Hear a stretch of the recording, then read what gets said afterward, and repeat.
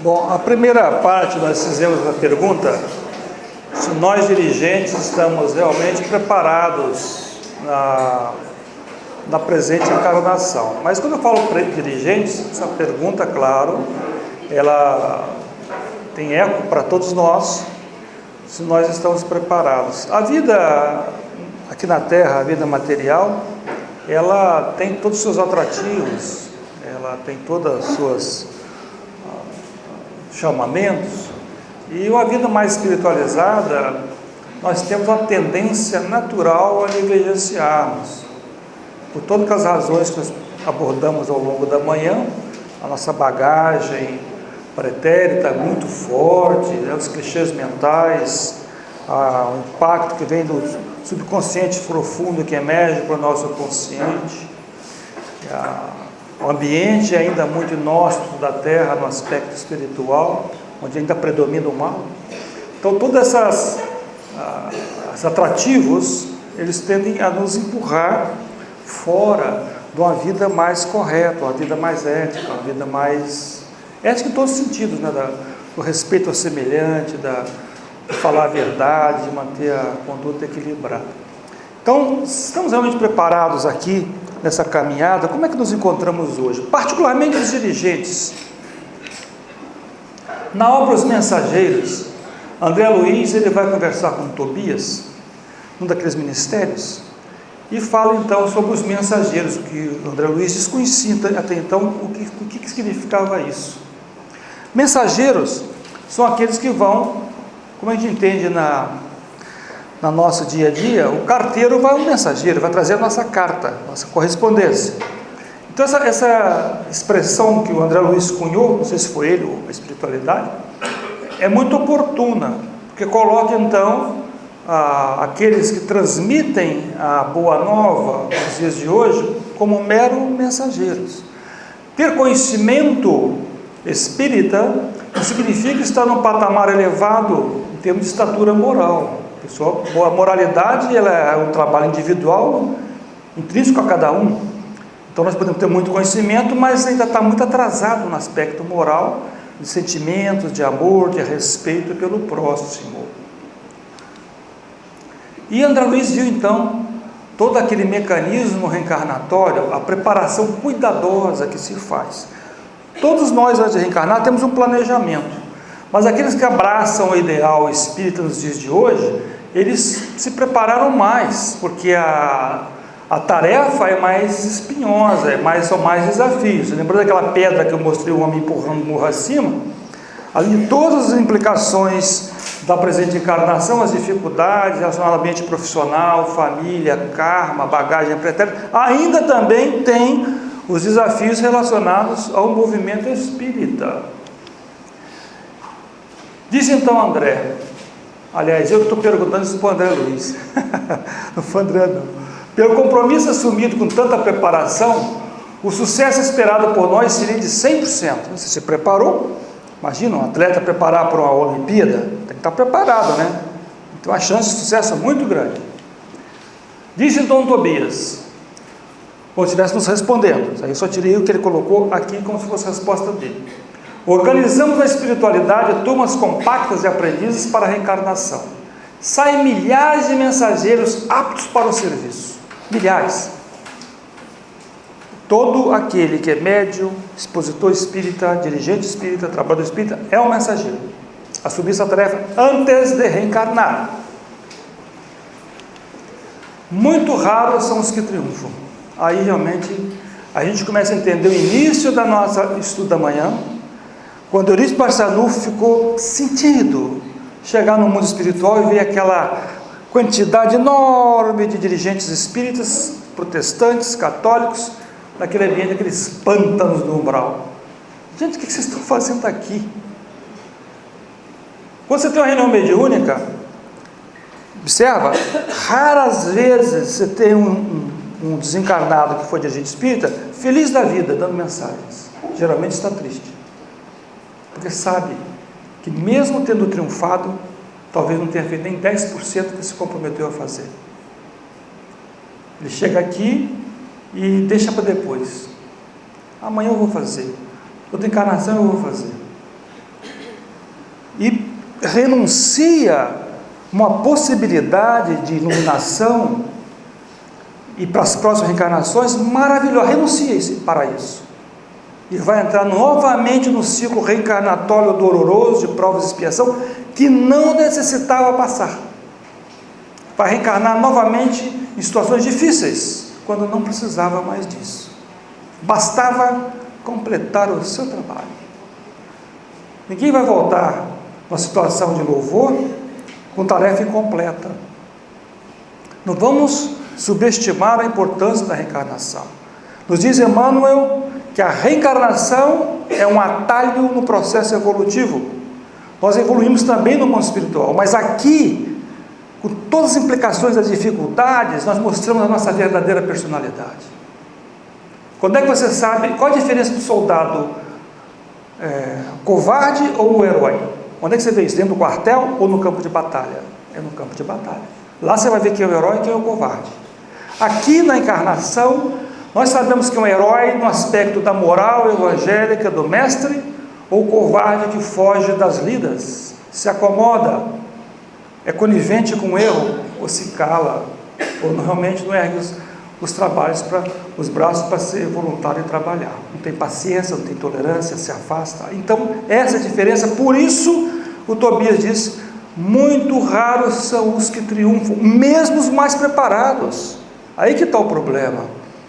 Eu não estou falando do simpatizante espírita, está conhecendo o espiritismo pela primeira vez, está começando a frequentar, nunca leu uma obra, leu 2 ou 3. Eu estou dizendo pessoas que se prepararam, chegam aqui, estudam, fazem cursos, têm conhecimento, mas não são sensibilizados suficientes para abraçar com ardor a causa espírita. Diz Tobias, alguns conseguem a execução parcial da tarefa, outros fracassam totalmente. Médios e doutrinadores costumam transformar-se em instrumentos inúteis. Médios e doutrinadores costumam se transformar em instrumentos inúteis. Costumam, quer dizer, é comum. É comum estar acontecendo isso. Quando o Manuel Filomeno de Miranda chama lá, está sendo que falar em voz alta esse problema. Gente, acorda, desperta, por causa do problema que existe. Mais de 60% das pessoas que desencarnam atravessam uma zona de perturbação no umbral sem necessidade. Raros conseguem triunfar. Por que isso? É tão difícil ou porque nós estamos nos acomodando ou estamos com preguiça mental? A casa que eu frequento tem suas dificuldades, como toda casa espírita também tem. Uma vez eu estava em outra casa, mas tinha tanto problema, tanta dificuldade, tanta briga, que eu não aguentava mais. Eu gosto muito de estudar a doutrina, dar palestra, mas não gosto dessas coisas, mas não tem jeito. Eu estou há mais de 30 anos envolvido em diretoria de centro espírita, diretoria de movimento espírita, acho que é meu karma mesmo, eu não quero, mas sou puxado para isso. Aí eu estava numa reunião de mediúnica, meditando, orando, falei, gente, como é que eu vou resolver esses problemas? Eu quero me concentrar, eu não quero me envolver com tantas essas briguinhas, essas futricas de pessoas, bobagem, criando desarmonia na casa. Eu comecei a reclamar. Aí nisso eu senti a aproximação do meu mentor. Ele só disse uma frase para ele, eles não falam muito: meu filho, eu não te enviei aí para pastorear ovelhas, mas trabalhar sobre pedras. Quer dizer, ele me mandou para tarefa fácil, pessoas com a mente cristalizada, difíceis, e realmente assim foi. Então vamos quebrar as pedras. Então até hoje quebrando pedra. Umas obras espíritas que eu li, Brasil, Coração do Mundo, Pátria do Evangelho, tem um daqueles que reencarnaram como bandeirantes, ele reclamando para o anjo que o mandava para essa missão, que ele estava com medo de reencarnar. Ele disse o seguinte para Ismael: a água mesmo pura, quando em contato com o solo, vira lama. Aí que está. Nós temos grandes ideais antes de reencarnar, não vamos nos iludir, todos nós assumimos compromissos com os nossos mentores, cheio de entusiasmo antes de reencarnar. Mas quando chega aqui, nossos ideais vão embora, porque lá nos acomodamos, somos negligentes. Eu fui professor há muito tempo, em pós-graduação, em graduação, E uma coisa que eu enfrentava era o que a gente chamava no magistério preguiça mental. Os alunos reclamavam: professor, você faz pergunta com pegadinha. Eu falei: não é pegadinha. Eu faço perguntas que eu quero que vocês pensem nas respostas. Eu não vou fazer pergunta direta. Então, às vezes eu dava perguntas, a pessoa tinha que escrever 2 páginas. Eu quero saber o que você sabe. Eu não tenho que te avaliar. Não vou fazer uma pergunta que você decorou. Tem que raciocinar, tem que pensar. Nós temos preguiça mental. Ficamos vendo televisão, muita bagagem inútil, informações inúteis de política, de economia. Esquecemos o lado espiritual. Nós temos que transformar isso. Nós temos que voltar a repensar os nossos ideais antes de encarnar e cumprir nossa tarefa. É interessante nós observarmos que nós somos espíritos eternos, mas nosso corpo físico tem um prazo de validade. Quantos anos mais eu tenho pela frente? Eu costumo fazer essa conta. Quantos anos mais? Então eu tenho 20 anos, 15 anos, o que eu vou fazer nesses 15 anos? Eu vou compensar a minha negligência passada ou vou continuar recalcitrando nos equívocos? Temos que questionar isso aí. Então o nosso Manuel Filomeno de Miranda diz o seguinte: como consequência dessa atitude enferma, estão desencarnando muito mal incontáveis trabalhadores das lides espíritas, que ao inverso deveriam estar em condições felizes. O retorno deles ao grande lar tem sido doloroso e angustiante. Ora, a doutrina espírita não é o consolador prometido por Jesus, não é a doutrina que nos liberta. Eu me recordo quando criança ainda, eu nem conhecia espiritismo, mas tinha um senhor no bairro que eu morava, e minha mãe falava dele.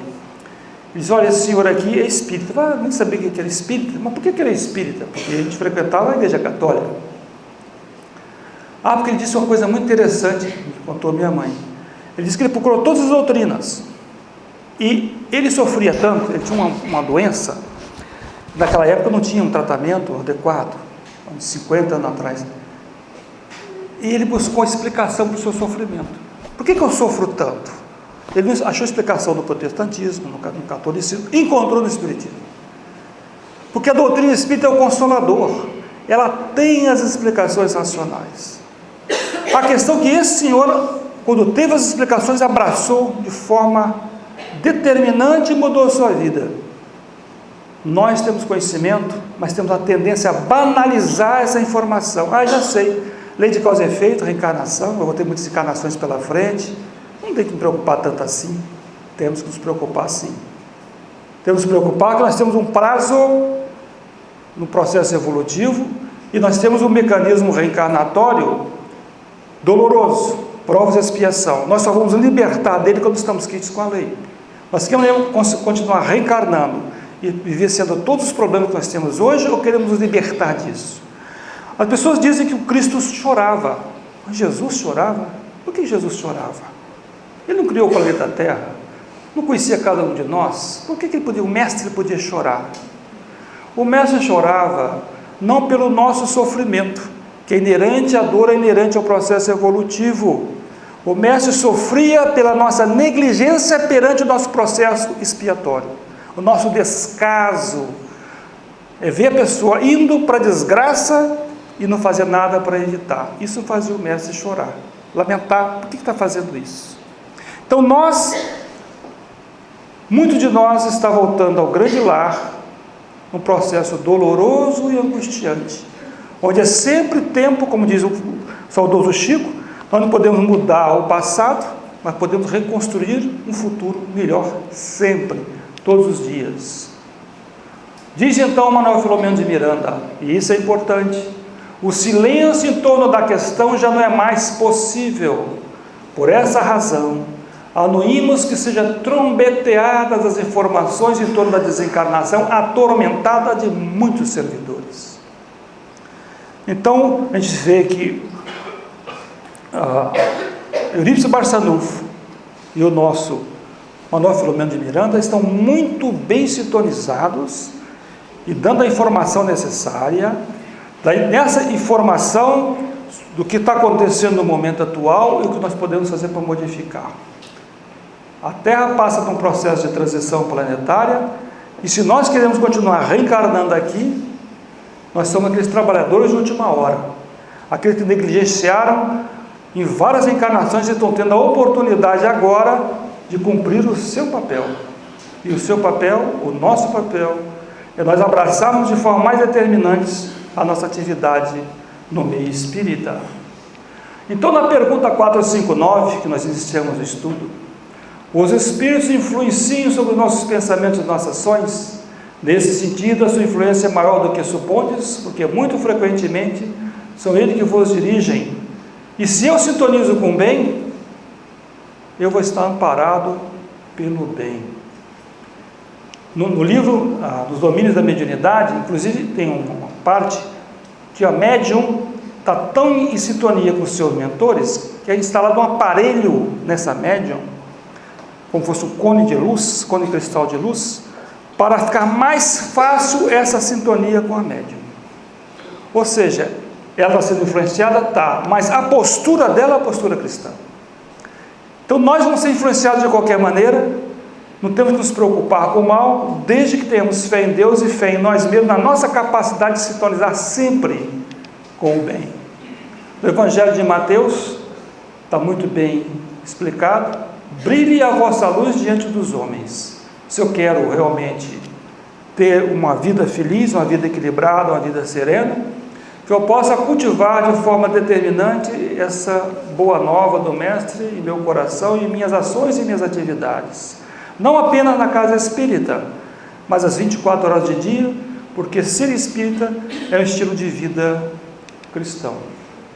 Manuel Filomeno de Miranda nos conclui dizendo: o antídoto salutar, imediata obsessão é a vivência cristã e espírita, através da conjugação dos verbos amar, servir e perdoar, em todos os tempos e modos, em que cuja execução o espírito endividado se liberta dos compromissos negativos e ascende na direção do planalto redentor da paz. Apenas isso nos liberta dos nossos equívocos, das nossas mazelas morais, e se torna a verdadeira transformação moral, onde, embora imperfeitos, nos inícios da escala evolutiva, mesmo assim perfeitos e limitados, nós podemos servir e fazer o bem. Obrigado pela atenção, tenha um excelente dia, mas eu abro aqui para perguntas, que nós temos um bom tempo ainda, vai ficar dependendo de vocês. Aqui eu assinei o contrato com a casa de ficar até o meio-dia. Então, se eu não ficar até o meio-dia, eu não ganho meu bônus hora. Então, estou aqui à sua disposição. Eu não entrei tanto em detalhes do processo obsessivo, porque seria já quase que outro estudo, né? Eu só mencionei. Então, vale a pena ler várias obras. Mas fascinação, basicamente, o indivíduo ele é induzido ou iludido pelo obsessor a um certo tipo de conduta. Então, por isso que ele fica fascinado. Eu vou dar um caso prático. Eu conheço um dirigente espírita que ele estava fascinado com a ideia de se ver como um verdadeiro Messias. Ele tinha que resolver os problemas da comunidade.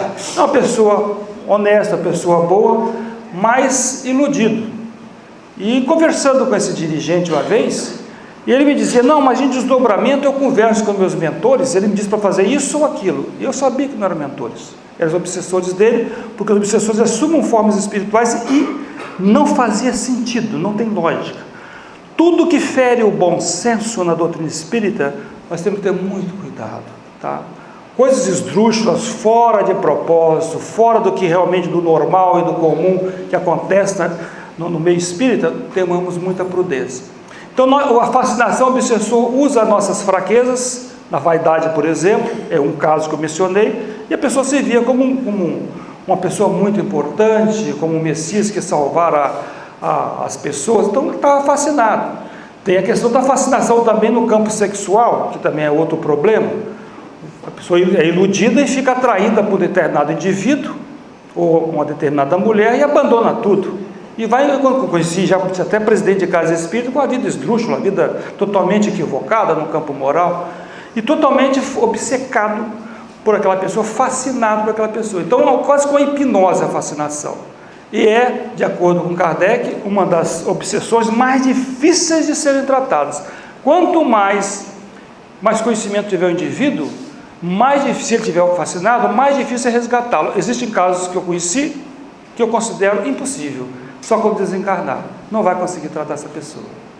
Não sei se eu respondi, tá? Pode falar. O senhor falou em moça que tal esperança do Eurípides Barçanufo,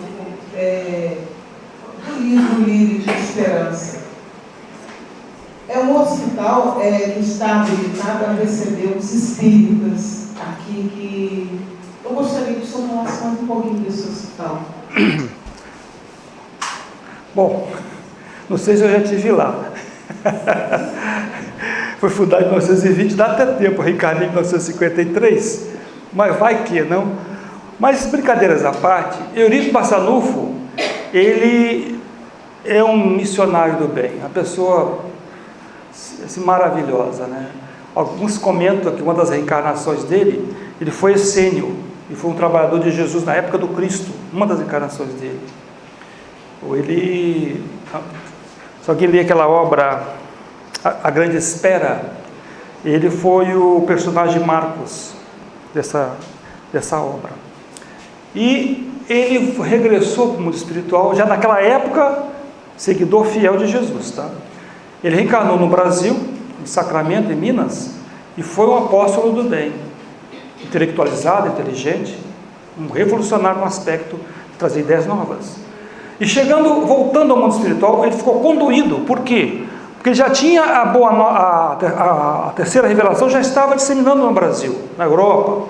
Ele via as pessoas que eram dirigentes espíritas voltando em estado lastimável. Ele pediu a Jesus, então, autorização para trabalhar naquelas regiões umbralinas difíceis, aqueles pântanos, fundando um sanatório Esperança, resgatando essas pessoas, não só espíritas, mas mensageiros do bem, católico, protestante, budista, que fracassaram fragorosamente. Porque esses que fracassaram fragorosamente, a questão toda, conforme diz o mestre, a quem muito foi dado, muito será cobrado. Quanto mais informação eu tenho, mais responsabilidade eu tenho nos meus ombros, porque aí pesa mais. Então esses chegam para lá dementados, completamente perturbados. Então são resgatados, levados para lá e se preparam para uma nova etapa, orientados por ele, para dessa vez conseguirem realmente abraçar o Cristo. Tá?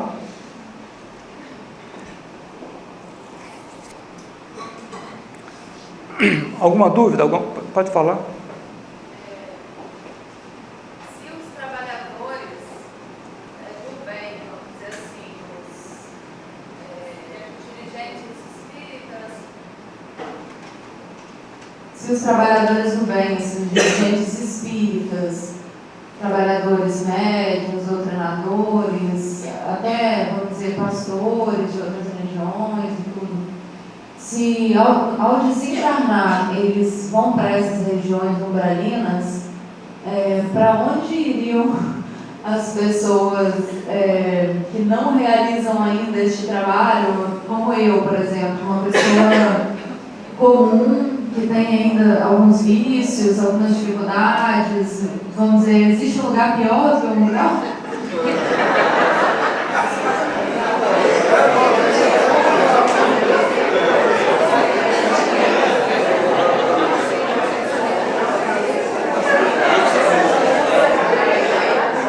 Olha, a ideia, o Espiritismo,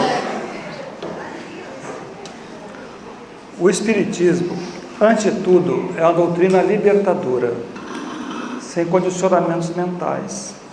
Nós não podemos criar aquele clichê da igreja, com todo respeito, que teve seu trabalho meritório, de céu e inferno. Não é essa a ideia do Espiritismo, tá? Não podemos criar medo, assustar as pessoas, para que elas se mudem seu comportamento. Não, o Espiritismo é libertação. Isso é uma dificuldade que eu, como dirigente espírita, enfrento. Se você não falar nada, você está omitindo informações. Tá? Se você falar, tem que dosar e tentar falar, mas por mais que você tenta apresentar a verdade do que está acontecendo, tem o risco de criar esses clichês negativos. Essa é uma ideia negativa e não é bom isso.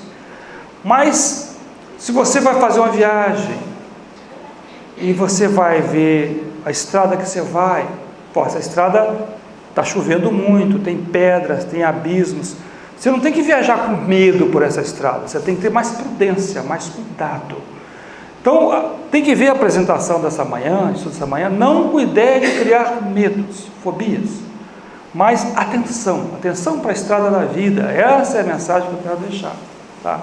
Atenção, como fosse uma caminhada, uma estrada para o Rio de Janeiro, algum lugar, mas a estrada não seja muito boa.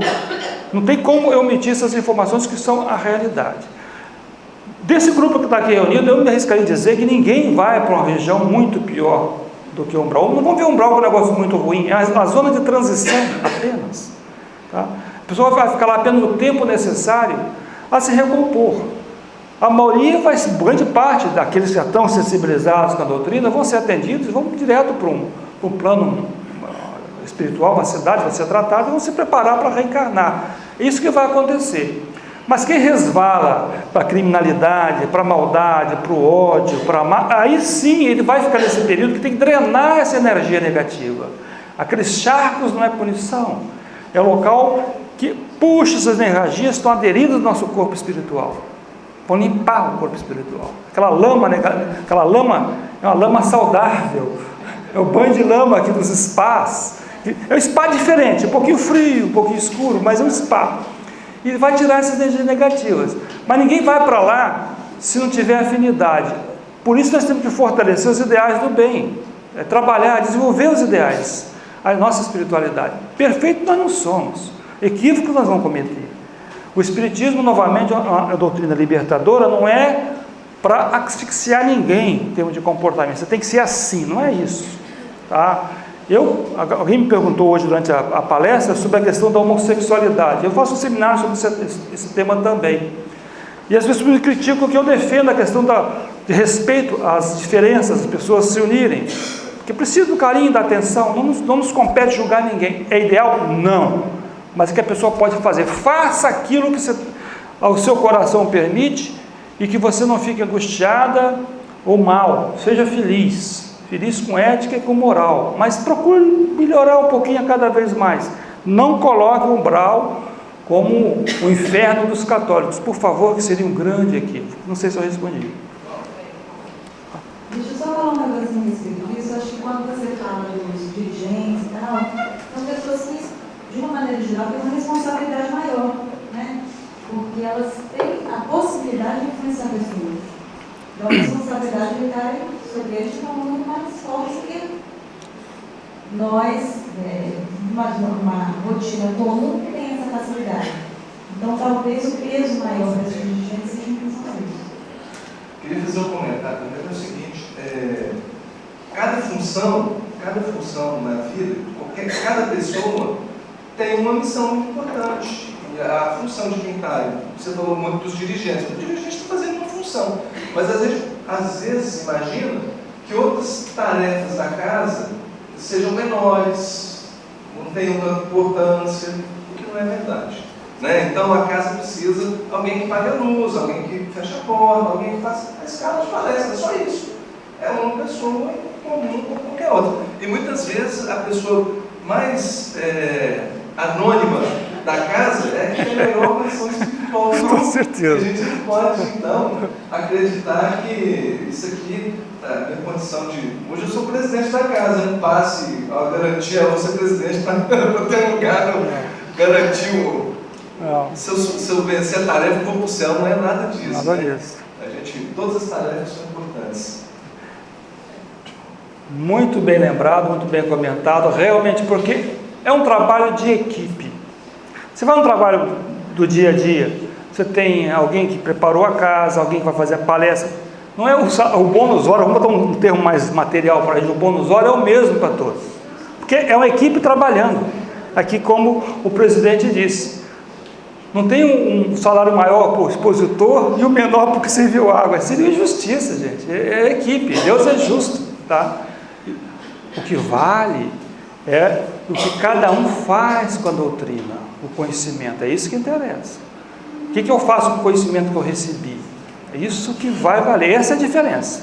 Do presidente, para o expositor, para quem serve água, quem senta para assistir a palestra, é a nossa ação no bem. Tá? Não vale o rótulo, é o conteúdo que tem valor. O conteúdo é a transformação moral de cada um. Alguma pergunta mais, por favor? Álvaro, primeiramente, parabéns aí pela exposição, tá boa o seu estudo. Eu queria fazer uma pergunta sobre um exemplo que você trouxe aí, de um companheiro que queria exercer uma mediunidade pura de uma determinada forma, então ele teve que ser chamado a atenção pelos demais dirigentes. De um modo geral, né, a gente tem muitos exemplos de médicos de cura que se tornaram famosos e acabaram falhando por motivos vários. Aí, muitos deles até apresentados naquelas 4 legítimas verdades lá, né, pelo sexo, pelo dinheiro, pelo poder, Vaidade. pela vaidade, né? Então, de um certo modo, o movimento espírita ficou muito refratário a esse tipo de atuação, justamente pelos perigos que envolvem. Por outro lado, existe o contraponto, que é a orientação de Jesus a seus discípulos, né? E de pregar e curar as doenças, expulsar os demônios, incentivando a prática da mediunidade pura, né, dentro dos princípios evangélicos da gente. Então, qual seria esse meio termo aí que talvez não tenha sido encontrado ainda no movimento? Você falou muito bem colocado, a questão do meio termo. O fato que eu levantei foi porque era a prática legal da medicina, era corte, e não era médico, cirurgia física, e um pseudonome de espiritismo que não tem nada a ver de espiritismo isso aí. E isso realmente, isso dava cadeia. A lei brasileira, ela pune prática legal com cadeia, para prisão. E um escândalo. Então era um caso esdrúxulo, um caso totalmente fora. A mediunidade de cura, ela existe e deve ser exercida, mas tem que ser com cometimento, tá? É o problema que eu tenho na minha casa, porque você não pode dizer que você vai curar alguém. Quem pode dizer isso? Então você pode dizer que você vai dar os passos, vai dar a fluidoterapia, a água e os passos. Então vai nesse sentido, mas esse termo cura, você induz as pessoas a se agarrarem nisso. Daqui a pouco você tem fila de 500 pessoas aí fora, quer ser curado. Então tem que tomar um pouco de cuidado e sutil nesse aspecto. Se você falar que essa casa aqui tem mediunidade, eu tenho um médium, o José toda sexta-feira tem aqui a mediunidade de cura, pode vir para cá. Nossa Senhora, não é essa a função da casa espírita. Então, ir de curar, pregar, a cura maior sempre será a transformação moral da pessoa. Porque se a pessoa está com a enfermidade, ela está com a enfermidade principalmente na alma, que se reflete no corpo físico, não é o inverso. Então você tem que curar a alma da pessoa através de quê? Vir assistir uma palestra e ser convencida a estudar e modificar o seu procedimento. A doença não é ruim, a doença é a necessidade, a expurgação de energias negativas que está no corpo físico, no corpo espiritual que está drenando para o corpo físico. Se você paralisar essa doença, você paralisou a drenagem de energia negativa, não mudou nada, ela continua doente da alma. O que nós temos que fazer é transformar a pessoa de modo que aquela energia negativa seja diluída ou dissipada pela força do amor. Isso só vai acontecer se ela se transformar moralmente. Então, o primeiro foco da casa espírita é transformação moral através da reeducação do homem. Esse é o nosso foco.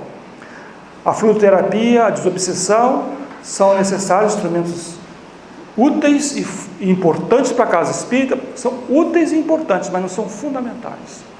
O fundamental é a doutrina, é a orientação evangélica, a orientação espiritual, que o homem resolva se modificar. Jesus curou poucas pessoas, aquela multidão alguns foram curados.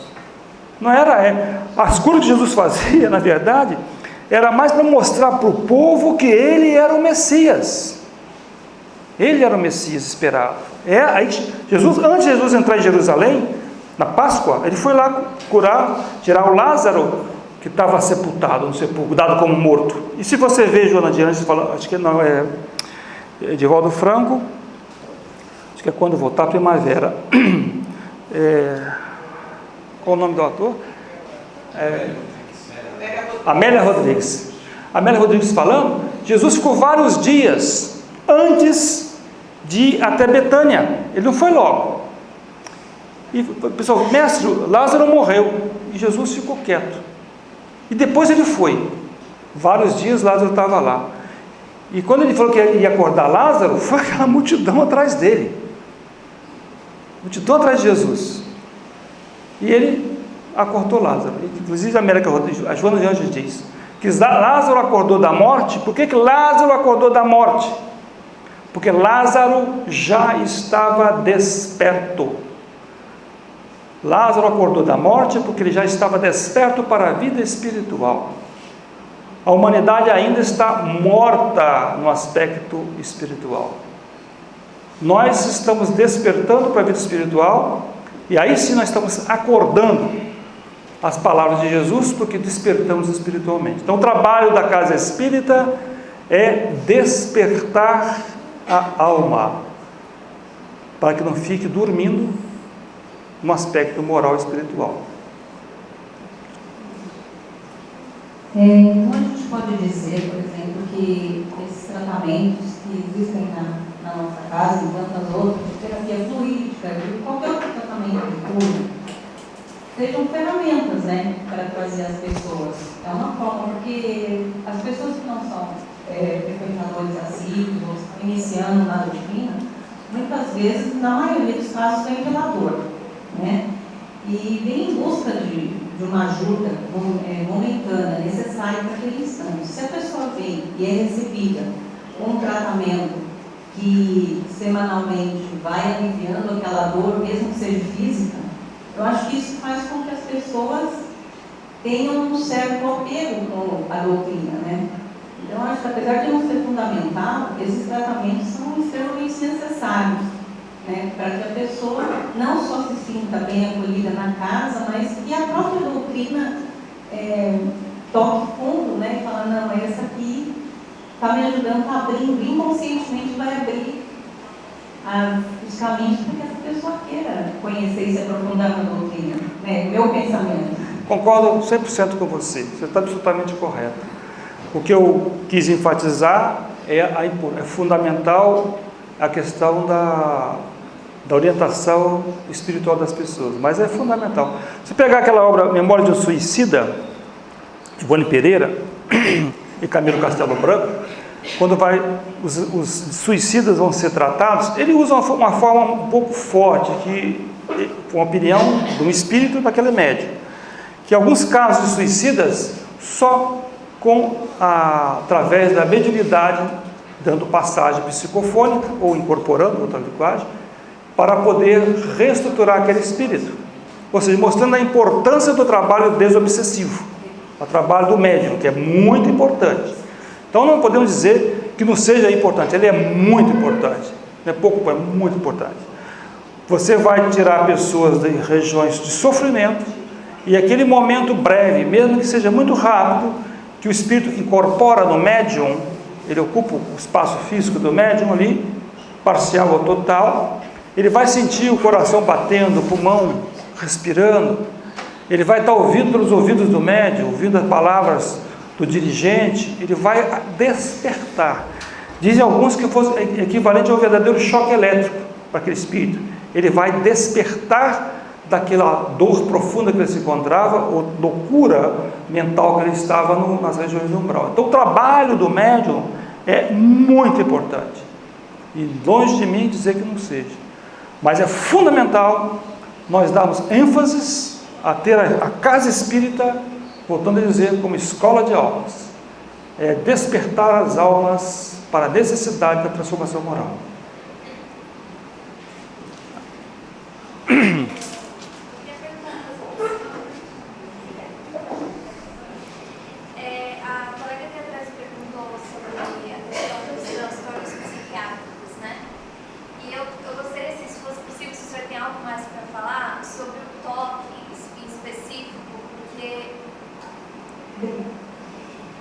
Sobre o toque em específico, porque muitas pessoas que têm toque, elas ouvem vozes mesmo, pedindo para fazer determinada coisa, né? Isso é o toque, né? Tipo, é transtorno obsessivo com alguma coisa, e a pessoa parece que ouve vozes pedindo para que faça aquilo. E eu gostaria de pedir a você se você tem mais alguma coisa para falar sobre o toque em específico, assim, que você falou que é bom frequentar a casa, é bom orar e tal, também fazer o tratamento psiquiátrico, que faz parte. Mas eu queria saber se você tem algo específico Sobre o toque, para falar, eu acho que é uma ponta, algo interessante essa questão das vozes que a pessoa escuta muitas das vezes. Se tem a ver realmente com espíritos obsessores e tudo mais. Todos nós, sem exceção, somos médiuns, no aspecto de que temos essa interação, essa sintonia com o mundo espiritual. No espiritismo, nós consideramos médiuns quem tem a mediunidade ostensiva, ou seja, mais acentuada, e vai para trabalhos, ajudar no apoio, no trabalho de desobsessão, e assim se vai. Agora, essa sintonia com o toque, eu não sou especialista nessa área, né? Nem me atreveria a entrar nessa questão da psicanálise, da psiquiatria, já até dei palestra sobre esse assunto, mas volto com a visão totalmente espírita. Então, como o foco que eu dou para qualquer pessoa que ouça a voz ou tenha alguma coisa assim, é nunca deixar de ir realmente ao psiquiatra, tomar a medicação necessária. Nós espíritas defendemos perfeitamente, reconhecemos os profissionais de medicina com as pessoas mais abalizadas a tratar esses casos, e depressão é doença, enfermidade que tem que ter tratamento médico, e quem prescreve a medicação é o psiquiatra. Nada de achar que o psiquiatra é médico de doido, não é isso. No passado tinha essa ignorância muito grande. Compreendê-lo como profissional necessário para tratar aqueles que têm essa necessidade. Em paralelo, se está ouvindo vozes, enquanto a pessoa realmente não estiver integrada e saudável, ela não pode exercer mediunidade, porque ela está doente, primeiro tem que ser tratada. Vai pegar uma pessoa que ouve voz, você ouve voz, então você vai para o trabalho mediúnico, nunca isso. Se ouve voz, alguma coisa assim, procure se reequilibrar primeiro, porque se está com problema e um tratamento desse, a hora que estiver equilibrada, estiver serena, aí é questão de ser avaliada pelos dirigentes do trabalho, se tem condições ou não. Porque enquanto eu sou necessitado, eu tenho que buscar o amparo da casa, o amparo espiritual, o amparo médico. Depois sim que eu estiver equilibrado, não mais. Então, se estiver ouvindo vozes fora do trabalho mediúnico, não é o ideal, não é o normal, o que exige para a pessoa ainda mais uma frequência assídua ao caso espírita, um atendimento fraterno, para ser identificado melhor a sua problemática, encaminhamento para um trabalho de fluidoterapia e, claro, leitura, meditação, oração, de forma a buscar nesse equilíbrio a cura, pelo menos, se não a cura, pelo menos a atenuar esse efeito. Ouvir vozes não é bom. Um dos livros de Kardec, acho que é o Espiritismo, ele nos fala o seguinte: se observarmos os diversos sanatórios que abrigam diversas pessoas com transtorno mental, veremos que existem mais pessoas obsediadas do que doentes mental. Está escrito do que é o Espiritismo. Olha, a obsessão, ela vai acontecer por sintonia, por questões de débitos passados. Não é porque a pessoa está ali, no manicômio, ou se está no hospital, ou está na rua, que vai deixar de ser obsediada. Que para o obsessor, ele está vendo ali o seu inimigo de vida pregressa, que ele quer prejudicar, quer levar à morte, algumas vezes. E ele não vai ter uma piedade, alguns são coração muito endurecidos. Então é comum realmente ter muitos obsessores, porque esses locais realmente são pessoas que estão sofrendo bastante, mas que têm algumas coisas relacionadas, coisas não resolvidas com o passado. Só recordando um caso exatamente um pouco que retrata o que você falou, um caso muito doloroso que eu acompanhei. Uma senhora, ela não conhecia o espiritismo, e a irmã dela estava num processo obsessivo terrível. Tá? Nessa encarnação, ela era uma senhora de descendência afro-brasileira, pele escura, mas na encarnação passada ela tinha sido uma senhora dona de escravos. E nessa encarnação, então, o caso dessa senhora, ela foi parar no manicômio. E antigamente os tratamentos eram muito invasivos, choques e tudo isso, remédios pesados, e ela ficou realmente com a cabeça muito destrambelhada, essa senhora. Nós participamos de várias reuniões de obsessão e conversávamos com os obsessores, e eles não perdoavam. conversavam com eles: meu irmão, você está na erradicidade, está aí, segue em frente. Não, nós vamos matá-la. E olha, fazia vibração, nós tínhamos vibrações direto, trabalho, não conseguimos convencer os obsessores. E um dia essa senhora, doente, né, ela fumava e o cigarro caiu na cama. Ela estava sob efeito de algum sedativo, ela morreu queimada. Então foi um desencarne doloroso, difícil. A gente vê que as implicações do ódio são muito grandes. E como é que eu posso neutralizar a ação dos obsessores? Olha, aqueles slides que nós mostramos são os pontos de contato das minhas inferioridades que os atrai e os permite estar junto de nós. Então, é claro que essa senhora desencarnou, ela cumpriu, de certa forma, foi doloroso o processo, mas foi assim que aconteceu. Então, o senhor quer perguntar alguma coisa lá?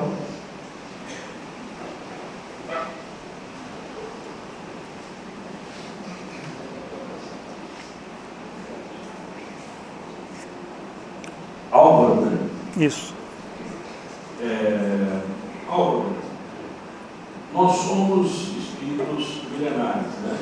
E ao longo do que a gente sabe da história, com certeza não há quem não tenha feito inimigos do passado, então, das jornadas todas. Então todos nós temos obsessores, né? Em maior ou menor intensidade, como esse caso que você acaba de narrar.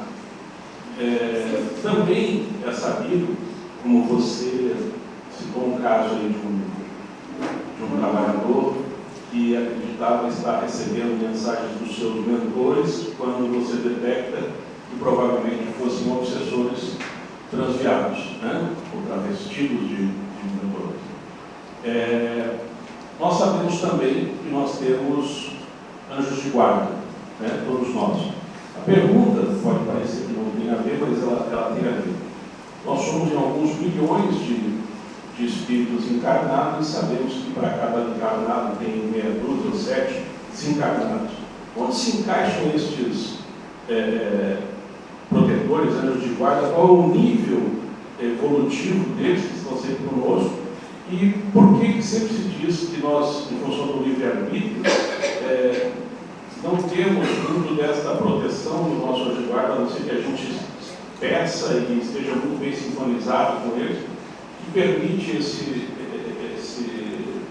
contato mais direto dos nossos obsessores, esse dano que ele possa nos causar, uma vez que nós temos os nossos anjos de guarda, os nossos protetores, enfim. Qual é essa quantidade? O cara tem um, tem mais de um. O que ele pode ou não nos ajudar, nos auxiliar na proteção dos nossos obsessores? Olha, é muito importante, independente da corrente religiosa, e nós somos espíritas, que nós possamos cada vez mais fortalecer a nossa fé em Deus. Não podemos sair disso. Fé em Deus.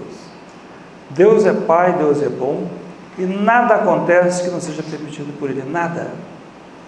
É o Senhor do Universo, que coordena todos os planetas, e nos coloca em situações necessárias no nosso processo evolutivo. Nada nem ninguém vai nos atingir que não seja permitido por Deus. A sintonia que eu estabeleço, que permite a presença de obsessores, é minha. Os guias espirituais, eles fazem tudo para nos induzir para o bem, desde que não interfiram em nosso livre-arbítrio. Eles não podem avançar nisso. E eu vou sintonizar pelos meus pensamentos, pelas minhas ações, nessa e em outras encarnações. Se nessa encarnação eu tenho uma conduta reta, uma conduta digna, excelente, parabéns. Mas se eu recalcitrei no mal durante muitas encarnações, ora, quem vai me acompanhar, isso é um problema meu. Eu acabei de mencionar aqui da minha juventude, durante 5 anos eu tinha uma perseguição implacável do grupo de religiosos que não aceitavam eu estar na corrente espírita, porque eu estava lá na outra corrente. E não sei que cargo que eu tinha, mas não me perdoavam. Durante 5 anos me acompanhavam de forma, uma obsessão implacável. E eu neutralizava, não tem outro jeito. Uma vivência espírita, frequentando, indo. Agora, eu vou dizer para o meu mentor, olha, eu não gosto desses obsessores aqui não, viu? Meu filho, esse é um problema seu. Você lá atrás, você fez isso, agora você está reclamando para mim? É a sua sombra que te acompanha. Você tem que neutralizá-la. Tem que ser muito esforço, muita disciplina para modificar isso aí. Os nossos problemas são nossos. Não é orar e pedir meu guia para me ajudar. Ele sabe o que eu preciso. Então, ó Deus, lembra de mim, viu? Não esquece. Você que Deus vai esquecer da gente? Não, o que Deus quer é um contato nosso. A oração é uma demonstração de humildade. Isso é bom. É onde nós entendemos as leis que regem o universo. Eu não tenho que pedir para Deus, eu tenho que demonstrar para o Pai, ao meu contato, no meu nível intelecto-moral, que eu estou com Ele. Agora, os obsessores vão estar com a gente. Aquela senhora falou um caso, eu contei outro, lembrando outro caso também, que me recordo, memória de um suicida, que eu queria completar. O Camilo Castelo Branco faz a regressão de memória e mostra uma época quando ele prejudicou muito um casal. Inclusive torturou, cegou, aleijou um homem que queria pegar a esposa dele. E falou, desde aquela época se passaram 400 anos, eu não consegui reencontrá-los para pedir perdão. 400 anos. Então esse negócio de perdoar e seguir em frente, tem que ver o que foi que eu fiz. O meu nível de agressão para a pessoa e como a pessoa se sentiu agredida. Esse caso que eu contei, que eu vivenciei, dessa senhora, que eu não posso mencionar o nome, mas foi um caso triste. Você via lá os espíritos, foram escravos, torturados por ela, e agora a reencontraram e não perdoavam, enquanto ela não desencarnou. Aliás, muitos problemas que nós temos na sociedade de hoje, ainda vêm devido ao Brasil colônia. Na época do Brasil, do Brasil escravo, a escravatura, o Brasil foram mais de 250 anos de escravidão. O ônus que pagamos até hoje é muito grande. Eu me lembro de Valdo Pereira Franco falando uma vez da questão da Itaipu. Ele disse, olha, só agora o Brasil como nação se resgatou do karma coletivo, da Guerra do Paraguai, onde o Brasil destruiu o Paraguai. Quando construiu Itaipu e beneficiou o Paraguai, conseguiu saldar o seu débito kármico de séculos depois, porque nós temos um karma individual e coletivo, a nação brasileira. Não está isso publicado em livro, com a palestra de Divaldo que eu assisti. Mais alguma pergunta? Eu gostaria de falar a respeito disso aí, que está no livro Brasil, Coração do Mundo, Parte do Evangelho. Eu não sei se está lá, viu? Está, eu conheço bem o livro, eu estudei bastante. O karma do Paraguai? Que beleza.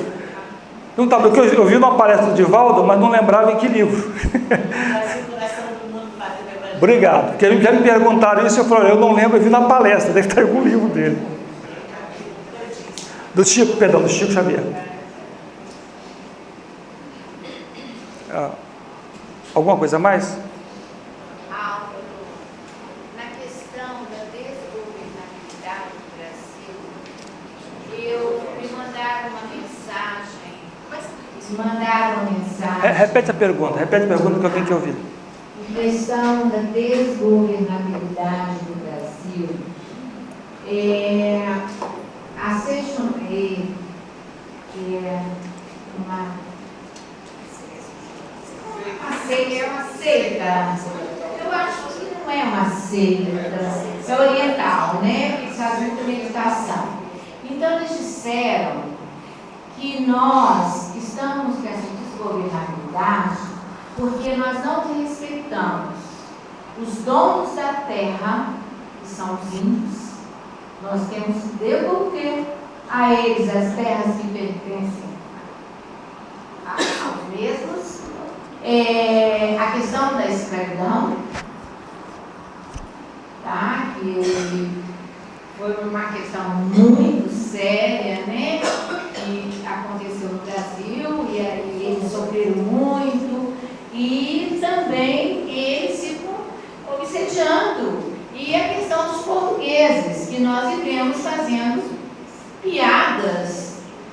portugueses. Nós desqualificamos os portugueses. Isso procede, Álvaro? Será? Eu prefiro não, seria muito indelicado entrar, dizer se procede ou não procede. Mas eu posso dizer, embora seja um pouco fora do escopo do nosso estudo da manhã, de que a problemática brasileira não é tão simples. Vamos recordar as palavras de Jesus: a quem muito foi dado, muito será cobrado. A nação brasileira recebeu a terceira revelação, e naquela obra Brasil, Coração do Mundo, nos fala que o Mestre transplantou a árvore do seu Evangelho da Judéia para o Brasil. O Brasil tem a forma geográfica de um coração, mas é um coração do mundo ainda em construção. Nós temos aqui o fato de ter mais de 10 mil centros espíritas, médiuns espetaculares, milhares de obras, milhares de títulos publicados. O Brasil hoje, nas palavras de Emmanuel, é a nação mais espiritualizada do mundo. Tá? Então, já que vocês são tão espiritualizados, tanto centro espírita, o que vai acontecer? Receber os réprobos, as almas mais empedernidas que necessitavam reencarnar na Terra.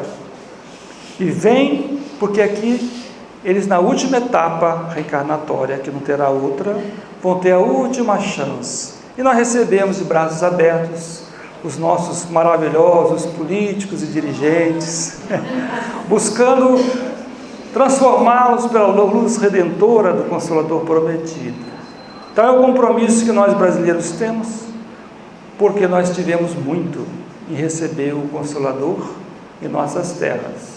Então o nosso compromisso, na verdade, é maior, sem entrar no mérito do que você falou, é receber essas almas extremamente endividadas, que há séculos não poderiam reencarnar, queriam perturbar a ordem do planeta, e tiveram essa permissão de Jesus como a última oportunidade. Tem lugar melhor que o Brasil para reencarnar um espírito réprobo, bem endividado?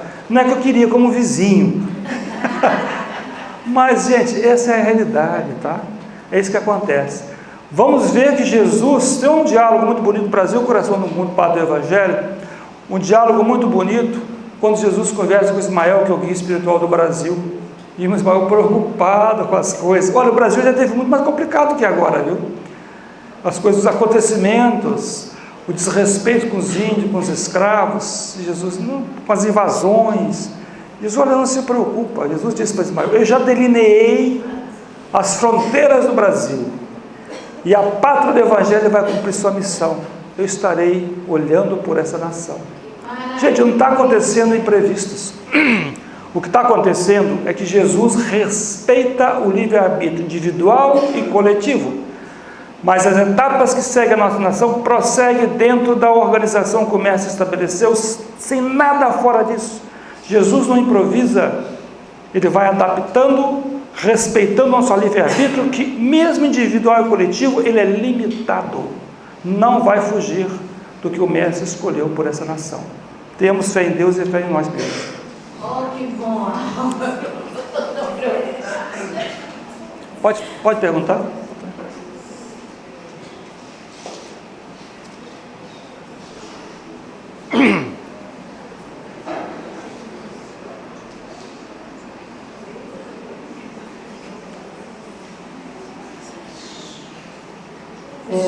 Quando a gente fala no plural,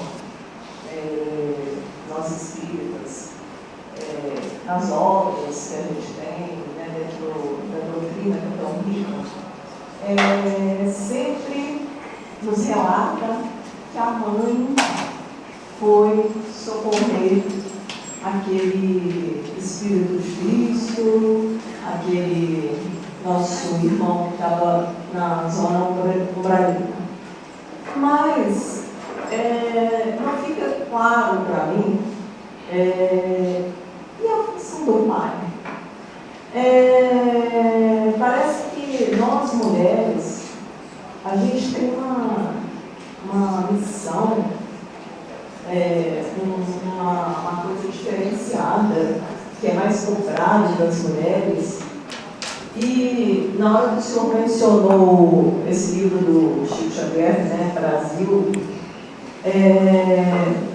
Olha quantos anos, e até hoje, né, 2017, como que nós mulheres ainda somos desrespeitadas.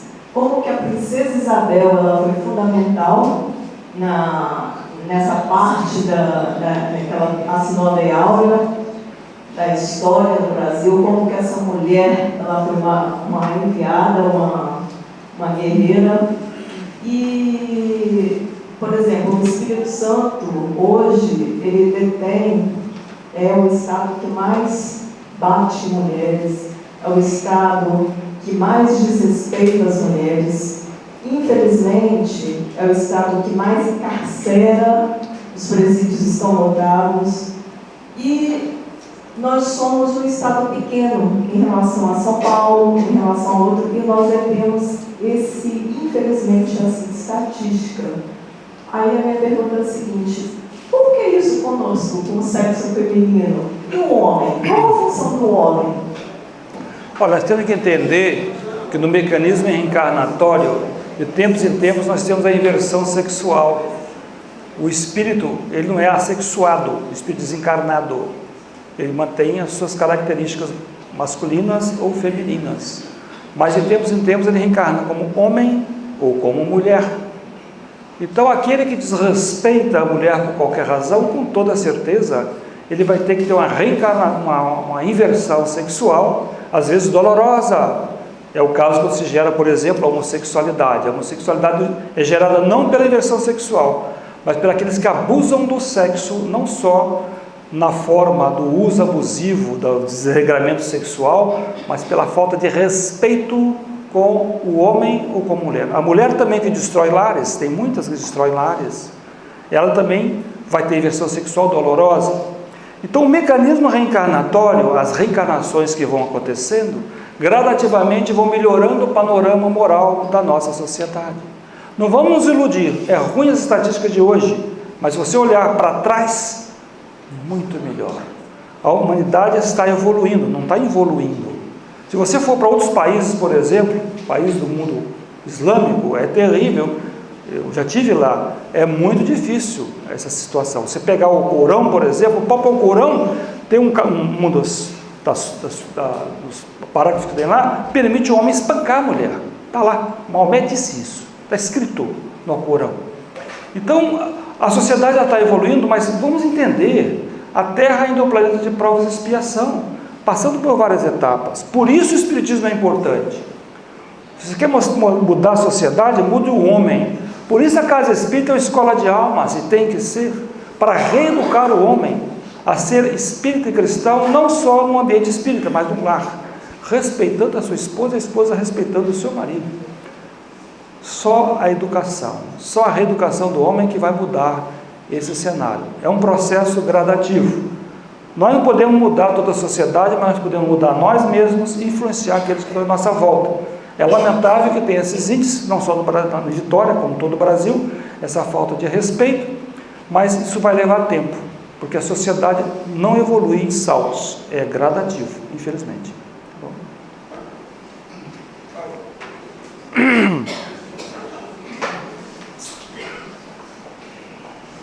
Bom dia a todos e todas. Primeiro, parabenizar pela brilhante palestra, pela exposição. E não é uma pergunta, é mais um registro. Como foi abordada a questão do Brasil, o coração do mundo, e a passagem lá, quando você falou na sua palestra, que Jesus chorou, né?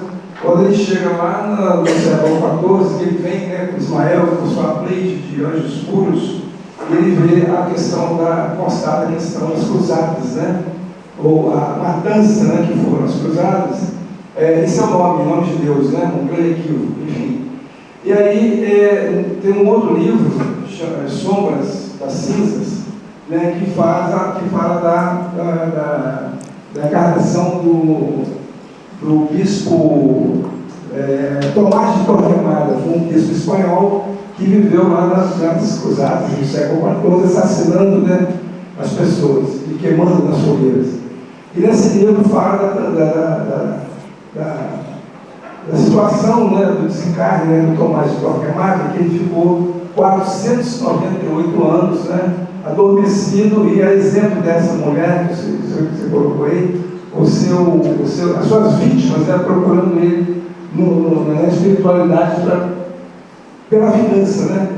E quando ele reencarna, esse Tomás Torquemada, ele reencarna aqui no interior de Minas Gerais, e com menos de 2 aninhos era levado para uma sucuri, né? E aí os espíritos que ele prejudicou, né, que encontram ele nessa desencarnação, o penalizam, né? Que não perdoaram nunca as fazelas mulheres, né, que foram assassinadas, grávidas, queimadas, né, pela passagem das cruzadas. Só mais disso. Faltam 5 minutos aí, tem alguma... Depois o meu bônus hora vai dobrar, viu? Aí fica... Aí, a lei trabalhista, né? Bom dia, João. Eu queria só que você me explicasse, eu tenho hoje uma preocupação muito grande pelos jovens, que são super intelectualizados, extremamente bem informados, com toda essa automação, essa tecnologia. Eu queria saber se é estratégia dos obsessores criar essa condição do agnóstico. Eles são totalmente céticos, são agnósticos. Alguns criam, existe inclusive hoje, não é nem seita como o ateu, é uma seita que não realmente acredita em Deus. E a gente vê assim, jovens médicos, engenheiros, pessoas muito ingênuas, extremamente graduadas, mas pertencem inclusive a esses grupos. E aqui no Brasil, inclusive, eu estava dando não me lembro bem o número, né? Parece que já está em 20 mil adeptos, de um rapaz que criou um grupo lá em São Paulo, parece, e daqueles que quem não acredita em Deus precisa aderir a esse grupo. Eu queria que o senhor falasse um pouquinho sobre isso, por favor. Nós mencionamos ao longo do estudo da manhã a importância de trazer para a casa espírita a criança, né, a evangelização infantil, trazer o jovem na mocidade e cultivar o evangelho no lar. Foi o que eu fiz, porque eu sempre me preocupei. Em Piracicaba, tem muito alto índice de droga lá em Piracicaba, tá? Na nossa região é terrível isso aí, é uma chaga terrível na sociedade. A gente vai acompanhando. Muito tempo eu trabalhei em atendimento fraterno, pais e mães, lares destruídos por causa da droga, difícil isso aí. E não pode imaginar, por ser espírita, que meu lar está isento dos problemas que vão acontecer, tá? Nós temos uns minutinhos para contar um caso para vocês, que aconteceu no interior de São Paulo, da importância da evangelização das crianças e da expectativa do que possa acontecer. Nós tivemos um drama. Um casal, ele ficou desesperado, porque eram frequentadores da casa espírita, uma cidade pequena do interior, menor que Piracicaba, e o casal, a filha, só tinha uma filha, e a filha começou a se prostituir nas ruas da cidade. Então foi uma coisa terrível para os pais. E eram espíritas, frequentavam a casa, e queriam uma palavra de conforto dos dirigentes, do mentor, quando eles tinham errado. E o mentor falou: olha, vocês não erraram em nada, vocês fizeram tudo certo com essa menina. E ela já melhorou bastante. Na encarnação passada, ela era dona de bordel. Ela aliciava dezenas de jovens. Nessa encarnação, ela só é prostituta. Melhorou. Quando a gente leva as crianças na evangelização infantil, nós estamos, de certa forma, pegando uma terra, assim, um solo quase virgem. Por isso que nós reencarnamos, temos esquecimento passageiro. É você pegar a terra quase virgem e nós, como jardineiros, cultivarmos ali a semente boa, deixar crescer boa planta na cabeça daquelas crianças. Mais tarde, eles não vão nos ouvir mais. Para o jovem, o pai é tão importante quanto o coleguinha dele. Não vamos subestimar isso. Então, se eu não consigo influenciar meus filhos no início, e aí começa aquela velha história. As palavras convencem, os exemplos arrastam. Se os pais realmente têm uma vivência fraterna, cristã, oram, se respeitam, é um ambiente de paz, não que aquela criança, como o caso dessa jovem que foi criada nesse ambiente e seguiu essa vida, mas menos pior. Se tem tendências a ser ateu, materialista, atenua, ameniza. Nós vamos trabalhar com as pessoas, sabendo que são espíritos eternos, que estão ali, Deus nos colocou para cuidar, mas nós somos limitados. Vamos fazer a nossa tarefa como esses pais fizeram e deixar nas mãos de Deus. Se esse jovem, por exemplo, recebeu toda a bagagem espírita, desde a mais tenra idade até a mocidade, e ainda continua materialista e ateu, paciência. A vida vai ensiná-lo. Os pais cumpriram a sua missão. Não tem que se preocupar com isso. Nós somos apenas trabalhadores, porque o Pai é Deus. Deus nos coloca os filhos para nós reeducarmos, orientá-los, fazemos a nossa parte e entregar para Deus. Não podemos fazer mais do que isso. São 12:00 agora, eu passo a palavra para o presidente da casa, para alguma complementação que seja necessária. Muito obrigado.